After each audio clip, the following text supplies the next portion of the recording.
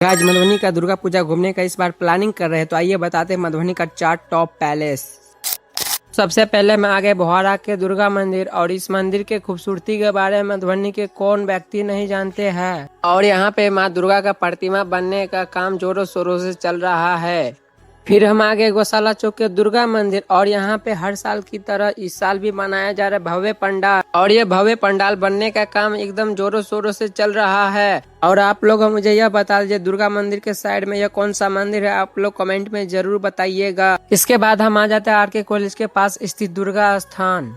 यहाँ का दुर्गा पूजा मधुबनी के दुर्गा पूजा में 4 चांद लगा देते हैं, खासकर सजावट के मामले में। और देखकर ऐसा लग रहा है लगभग यहाँ पे 50% काम हो भी चुका है। अब ये नजारा देखिए, यहाँ का डेकोरेशन होने के बाद यहाँ से जाने का मन ही नहीं करता है गाइज।